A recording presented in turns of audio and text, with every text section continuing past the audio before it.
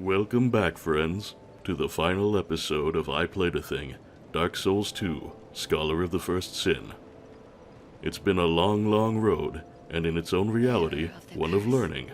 We have learned much of Drang Lake, of the Dark Sign Curse, of what is and what was, and will be again. We have learned from Shanalot, from Vendrick and Aldia. In our story's first cycle, we set out wrapped in steel and stone, seeking relief from the curse gnawing at our flesh and our very identity, and that no more might suffer that terrible loss of self called hollowing. And in the end, we learned that in the face of the endless dance of death and rebirth, of fire and dark, our actions were but ash on the wind. In the Lost Crowns and the Blessing of Vendrick, we found a treatment for our symptoms, but the disease would rage ever on. We took the true throne to inherit fire or harness dark, perhaps to cling to our grand illusion of life for a short, precious while longer, perhaps to banish death and grant humanity its true shape. And what was our choice? It doesn't matter. In time, fire will fade. In time, its last dying ember will flare anew. And as we come to the end of our tale's second cycle, having bent the dark of humanity and the primal flame to our will, we find our road leading once more to that same fool's choice. Asked Vendrick, is this our only choice? Seeker of fire, coveter of the throne, seek strength, the rest will follow. Spoke Aldia, I sought to shed the yoke of fate, but failed. Now I only await an answer. Seek the throne, seek light, dark, and what lies beyond. Repeated destruction and sin. If that's the fate of the human race, I will grab tomorrow with only my hands and cut the ring.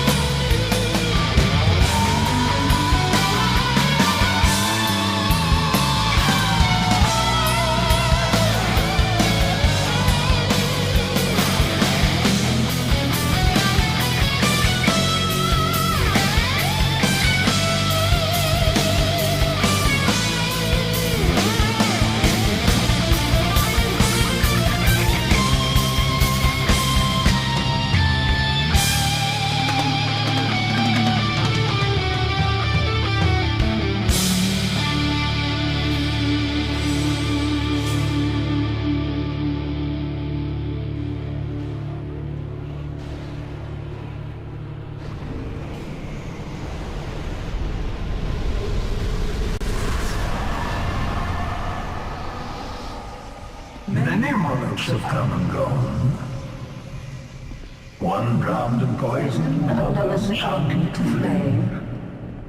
Still another slumbers in the realm of life. Not one of them stood here as you do now. You, conqueror of adversities. Is your answer?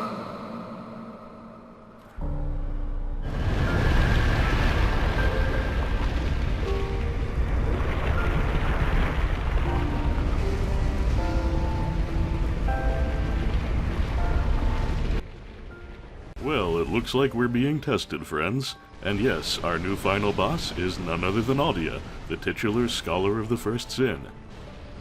Aldia is not terribly difficult, but he does require a fair bit of patience. So if you're ever doing this fight yourself, just bear in mind that it's not a sprint, it's a marathon. And also, the phantoms that I have with me are really just a liability, because they're going to be increasing his hit points, and they're really not effective against him. They don't know how to deal with the fairly unique cycles of the fight. See, most of the time, Aldia is wreathed in flames, which give him a pretty potent damage aura, so you really don't want to be anywhere near him when he's on fire. And they also reduce the effectiveness of any attacks against him. Obviously, melee is going to be a very bad idea, and ranged attacks, be they magical, crossbow bolts, arrows, whatever, they're not going to do much to him either when he's on fire. Now, one time that his fire goes out, and you have an opportunity to do some damage, is when he teleports. You see a kind of spherical blast go up around him when he reappears. That is a pretty potent AoE damage, so if you see him start to teleport in, you want to get out of the way before that blast goes off. But as soon as he is fully rematerialized in place, you have an opportunity to get in a couple hits. Not a real long damage period, but it's enough to get a few good whacks in on him. And another time that his fire aura goes out is when he's charging up his giant fireball. That is when it goes down for the longest. And naturally you don't want to get too greedy there, because, well, you don't want to get hit with that giant fireball. I'll talk more about his attacks and their effectiveness in a moment, but that is your largest opportunity to do damage. Also, as you can see, his aura goes out for a little while when he does those root columns that explode up from the ground, sort of like Scraps of Life or any of the Firestorm family spells. As far as what is effective against him, I haven't really done a particularly rigorous testing, but it does seem that just about anything except fire will hit him reasonably well. So our hexes will do just fine, sorceries will be fine, and if you're into the whole miracles thing, I'm sure lightning spears will get the job done. And of course physical damage works just fine too. So, as for Aldia's attacks, you've seen he can plunge his roots into the ground and do that firestorm-like sort of random area effect thing. And that gives you a little opportunity to hit him. You just have to be careful that, of course, the roots don't pop up under you. You get a little warning before they erupt, so that you can actually get out of the way of. You also just saw a similar attack, sort of, where he will plunge his roots into the ground and cause them to explode out from the floor in a line, usually a somewhat curving line. That is a tougher one to avoid. It's definitely good to get out of the way of it if you can, but it's hard to tell exactly which way the eruption of roots is going to go, so I would definitely recommend, unless you're two-handing, to keep your shield up just in case you do get hit. Good chance it'll break your guard unless you have tons and tons of stability or a great shield, but he can't really follow up too quickly generally if he does break your guard, so you'll be safe. Also, you've seen an attack where he raises up his roots, tentacles, tendrils, whatever you want to call them, and shoots a series of fireballs at you, a series of small ones. That one is really not too bad, just keep moving. You'll see the way I react to it. I usually just keep running and strafe around. If you start to get near an edge, or you get pinned up against a wall, oh, mind the gap there, Salad, then you can kind of do a little serpentine between the fireballs. You got enough room to zig and zag as you need to. And then finally, as he is charging up right now, is his giant fireball. That is the one that you want to be most careful of, not surprisingly. Do not get greedy. It's your best opportunity for damage, so you will want to get 3, maybe 4 good hits in, depending on the speed of the attack you're using. But don't get greedy, and if you're going to dodge, well, you are going to dodge, but when you dodge, really commit to it. Find a direction you can run in and keep going that way, because getting hit with that giant fireball is bad. Obviously getting hit with a giant fireball is bad, but probably worse than you think. That thing is almost guaranteed to one-shot you, even through a block, unless you have fantastic fire defense. I really cannot think of any time I've ever seen anyone get hit with that and not die. Like, if you really min-max for fire defense, maybe, but I don't know if it also does physical damage. All I can say is, every time I've ever been hit by it, or seen anyone get hit by it, well, you see exactly what happens right there. And my mistake there was I did not commit. I started running in one direction, did an about-face, started taking off in the other direction, and just couldn't pull it off. And it's a good idea to jump or roll just as the fireball hits. Rolling is better, although I'm in the habit of jumping. Just because. Because if you were to get hit by the outer edge of the blast, of course, your iframes could possibly save you. And I am going in alone this time. As I mentioned, phantoms are really just a liability in this fight. The AI doesn't know how to handle his fire aura, and doesn't really know how to dodge his attacks, so they just rush in, beating on him when he's in flames, doing very little damage, and getting really torn up by his flame aura in the process. They're just really not equipped to deal with a boss that is not really a straightforward stand-up fight.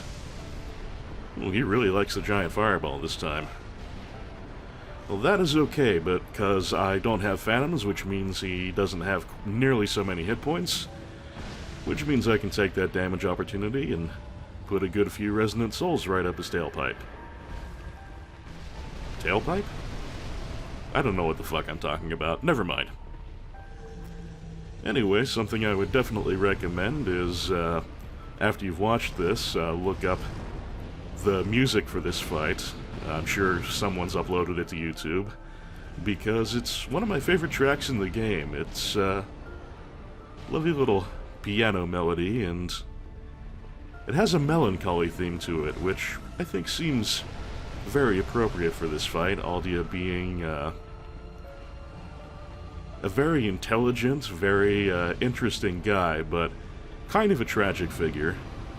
He's obviously very embittered by his experiences and toward the falsehood that he perceives in the world. And needless to say, I don't think this giant melty head with tree branches and whatever is what he quite intended to become when he sought to shed the yoke of fate and transcend mortality and curse. But this is what he got.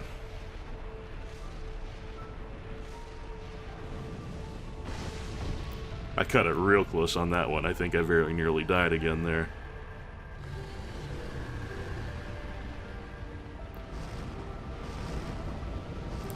I notice when I'm going solo here, he doesn't seem nearly as inclined to use the scattered tentacle branch eruption thing, the one that's like a firestorm or scraps of life. I don't know if it changes the odds of which attacks he uses when you have phantoms around, when he's attacking multiple targets, or if it's just a roll of the dice, but in any case, that's a little bit disadvantageous for us because it gives us a little less opportunity to put more hexes into him. Yeah, definitely keep your eyes peeled when he teleports so you know where he's gonna pop up, because you don't really want to be standing right on top of him when he does. Of course, that would be nice for getting some hits in early, but, well, getting hit with the AoE blast is not worth the trade.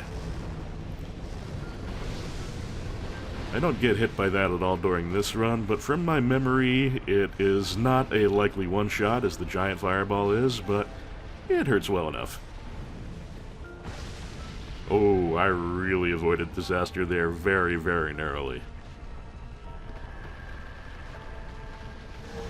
When Aldia is starting to get low on health, I think roughly next time he resets his cycle when you get him below 50%, he does this little animation where he kind of roars and his flames get bigger. That, in my experience, does not really seem to affect which attacks he uses, or for the most part, their efficacy. The fireballs seem to be about as effective as they ever were. The blasts and the behavior of the fireballs are the same as they ever were. I think it may just increase his damage aura. I can't speak to that with any certainty, and any of the Souls experts who might happen to be watching this, I certainly welcome you to chime in, as always, but yeah, I think that really just makes his damage aura worse, so it really doesn't need to change your tactics any. Just be patient, don't mess with him when he's on fire. Good advice for dealing with anyone. And just take your time.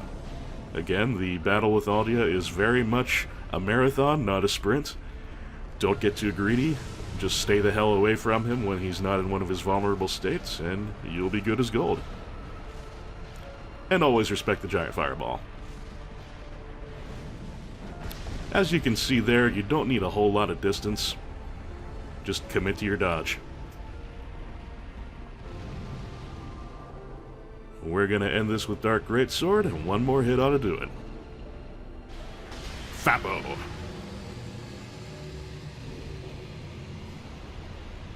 We did it! I'll watch everything and remain here patiently. The throne will certainly receive you, but the question remains. What do you want? Tell me. Light, dark, or something else entirely? I'd like to point out that not only do we receive no boss soul from Aldia, if you look at our counter in the lower right, we received no souls at all. No other opponent gives you nothing. Whatever he's done to himself has left him literally soulless. Instead, he leaves us only a question.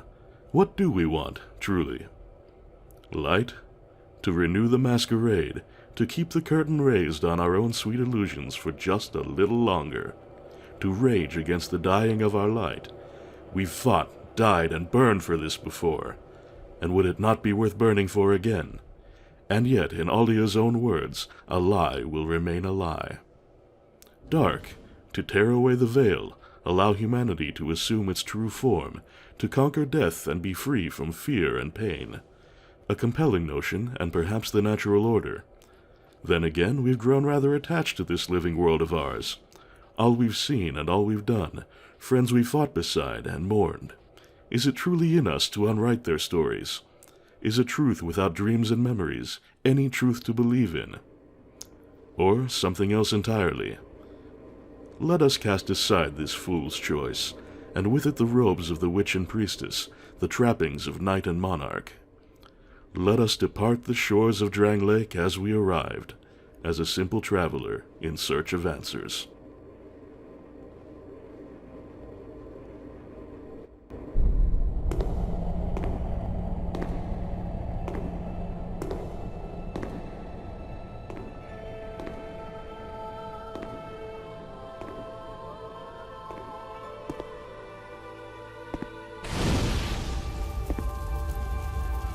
There is no path.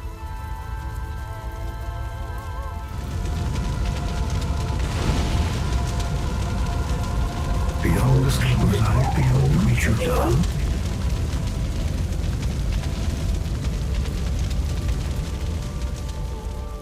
What could possibly await us?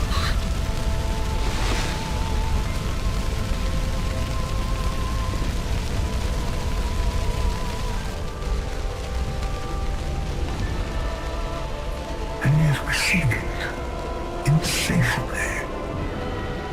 Such is our fate.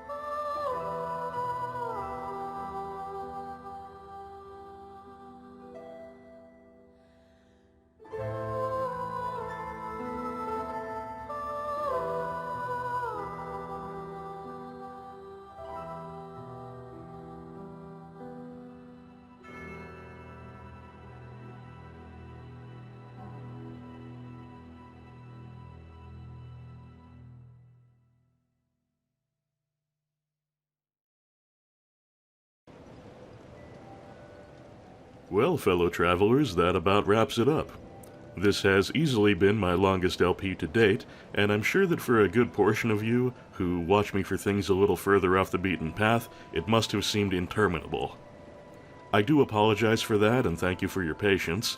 I do absolutely love the Soul series, and one of the things I like best about playing things is sharing the games I'm enthusiastic about with folks who might not be inclined to dive into them firsthand. Hopefully there are a fair number of folks like that out there in the audience too, and that you've enjoyed the trip. Dark Souls 3 is a likely candidate somewhere down the road, but rest assured that'll be well down the road. Honestly, I don't think my current GPU would even like the idea of me vidcapping that one, so there will definitely be some shorter series in the nearer future, maybe a one-shot or two, and any longer series will not immediately dive into Soulsian waters again. I'd like to extend special thanks to Justin Carpenter for his gift of Dark Souls 2, Scholar of the First Sin. As I've mentioned, we've had some conversations on lore that I'm planning to make into an omake video or two. If that's a subject you're interested in, I'll be glad to have you along, and if not, I hope to see you soon in the next game. For now, it's time to give our verdant Valkyrie some well-earned R&R. For Shanalot and Salad, I am Un, and that, at long last, is game, Hendrix.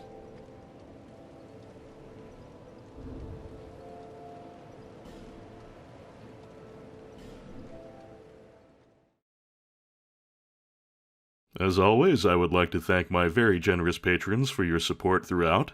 Thank you to Justin Carpenter, thanks again for the game, Nolden, Zangamarth, Charlie Dunst, Anonymous Benefactor, John Madigan, Sanguine Games, Misha Van Doren, Craig Patterson, Frank Grizzy, Tim J., Lolo De Puzzlo, Joshua C. Ritchie, Jared C. Rice, Darren Chow, Sonic Rose, EX Potemkin, Alicia Goranson, thank you again for Souls 3, Argyle Jelly, Mechasaurus, DG Jono, Doug Russell, August Fortnite, Patrick Bellinger, and other very kind souls. Thank you all for watching, to those of you who have commented and shared your thoughts. I hope to see some of you for the omake, and the rest in whatever thing I play next. Until then, take care, and have a most excellent weekend.